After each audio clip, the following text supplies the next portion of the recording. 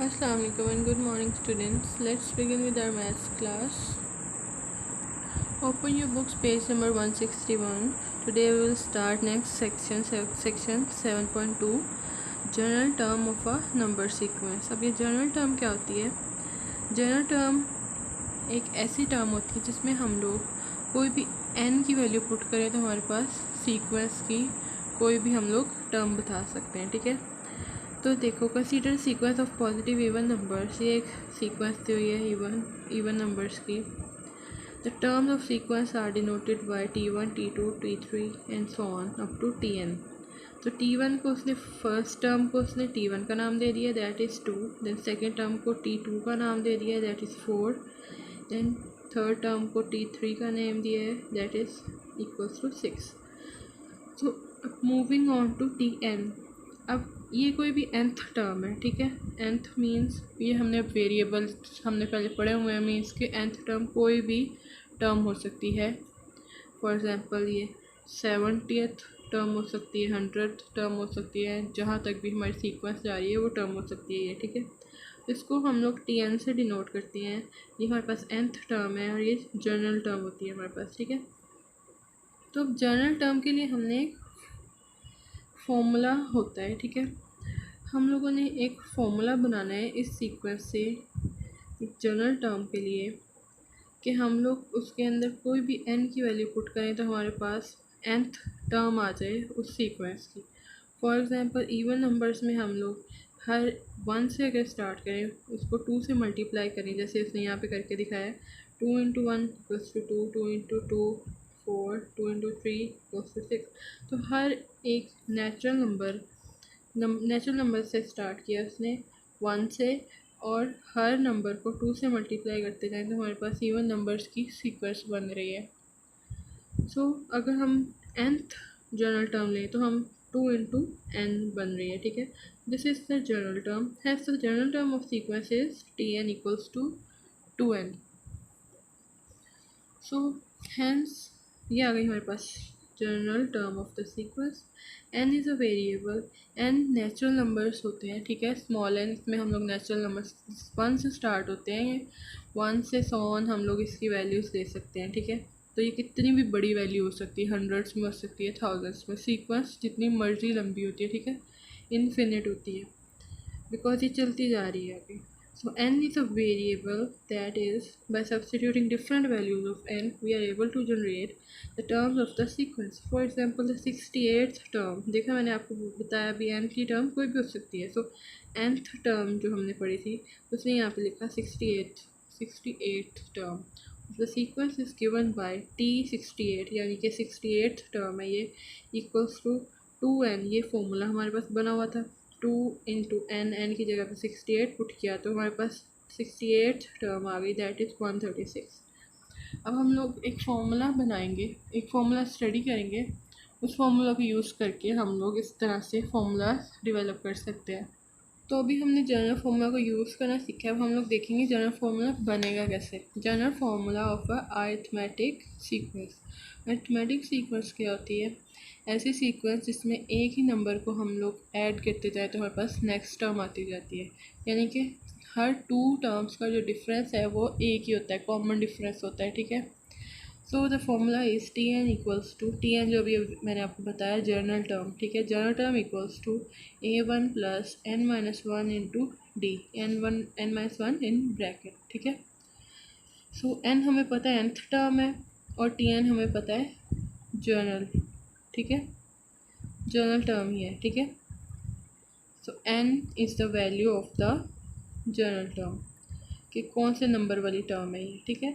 A1 plus n-1 into D. अब Tn तो हमें पता चल गया, the nth term in the sequence, ठीक है। A1 क्या है? The first term in the sequence. जो भी सीक्वेंस में जहाँ से स्टार्ट हो रही है उस वो वैल्यू होगी A1, उसको हमने A1 की जगह पे पुट किया करना है। नेक्स्ट है हमारे पास डी क्या है? The common difference between terms. दो कंसेक्टिव टर्म्स के दरमियान जो डिफरेंस होगा उसको हम लोग डी से डिनोट करेंगे। अब हम लोग क्वेश्चन पे आ जाते हैं। अब क्वेश्चन एक्सरसाइज 7B का क्वेश्चन नंबर 1 है। इसमें उसने हमें कहा है कि हमने फॉर्मूला जनरेट करना है फॉर द जनरल टर्म। उससे सीक्वेंसेस दे दिए हमने, फॉर्मूला जनरेट करना है। अब सीक्वेंस स्टार्ट हो रही है 7 से, नेक्स्ट टर्म 13, 19, 25 एंड देन 31। अब जैसे कि हमने फॉर्मूला पढ़ा, उसने कहा फर्स्ट टर्म यानी A1 लेना है हमने। सबसे पहले A1 है 7 because this is the first term, 7 ले लिया हमने, ठीक है। उसके बाद D की वैल्यू लेनी है हमने। सो D क्या है हमारे पास, common difference of two consecutive terms, 13 minus 7 we get 6। आप कोई सी भी टू टर्म्स का ले सकते हो डिफरेंस, 19 माइनस 13 ले सकते हैं, 25 माइनस 19 ले सकते हैं, 31 माइनस 25 ले सकते हैं। So difference will be 6। So this is called the common difference, क्योंकि ये सभी वैल्यूज़ कंसेक्टिव वैल्यूज़ के दरमियान सेम रहता है। अब हमने जो फॉर्मूला पढ़ा है Tn equals to A1 plus n minus 1 into D, उसके अंदर हमने ये वैल्यूज़ पुट करनी। A1 की जगह पे हमने पुट किया 7 प्लस n माइनस 1 ऐसे ही, बिकॉज हमने फॉर्मूला जनरेट करना है। तो n तो ऐसे ही रहेगा ना, जैसे हमने 2n फाइंड किया था पीछे, इवन नंबर्स का फॉर्मूला, इवन नंबर्स की सीक्वेंस का formula. So n remains there, और उसके बाद -1 and then bracket and then d की वैल्यू 6 हमने यहाँ पे पुट कर दी यहाँ से, ठीक है। 7 प्लस, अब 6 को अंदर मल्टीप्लाई करवा देंगे दोनों वैल्यूज़ के साथ, we get 6n minus 6, then Tn equals to 6n plus 1। ये बन गया हमारे पास formula for the general term of this sequence, जो भी हमने ऊपर लिखी, जो क्वेश्चन में दी हुई थी ए पार्ट में। तो अब हमारे पास ये जनरल फॉर्मूला बन गया है। अब हमने अगर इस सीक्वेंस की कोई भी नंबर nth यानी 100th टर्म भी हमने निकालनी है, तो हम इस फॉर्मूला को यूज़ करके निकाल सकते हैं। फॉर एग्जांपल, अब पहले तो हम इस फॉर्मूला को टेस्ट करते हैं। जो हमें सीक्वेंस दी है उसमें 5th टर्म के लिए, 5th टर्म में 5th नंबर पे 31 है हमारे सीक्वेंस में, आप देख सकते हो।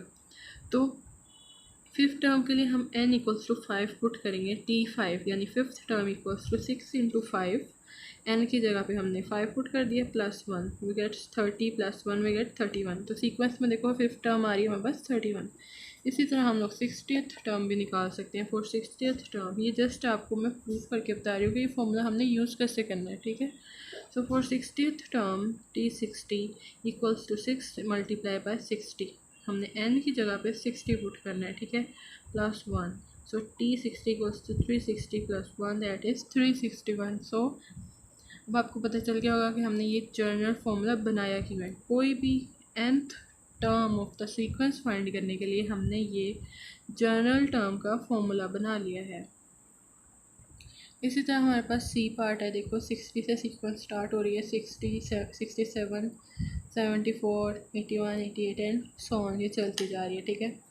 सो अगर हम लोग इसमें A1 देखें तो फर्स्ट वैल्यू है इसकी 60, A1 इक्वल्स टू 60 है, ठीक है। उसके बाद D लेना है हमने, कॉमन डिफरेंस लेना है, that is 67 minus 60 we get 7। So D की वैल्यू आ गई 7, A1 की वैल्यू आ गई 60। वही फॉर्मूला जो मैंने आपको स्टार्ट में बताया, general formula for arithmetic sequence, उसमें हमने इनकी वैल्यूज़ पुट कर देनी है। Tn equals to 60 plus n minus 1 into 7, तो 7 को अंदर मल्टीप्लाई करवा दिया, we get 60 plus 7n minus 7।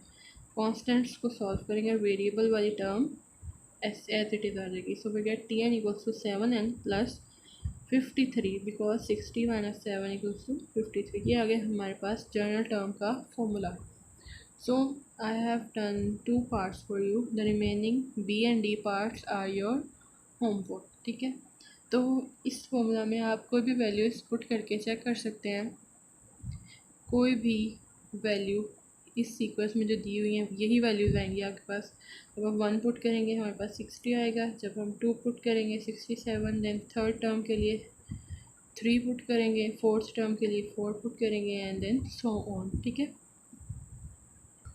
Good bye students.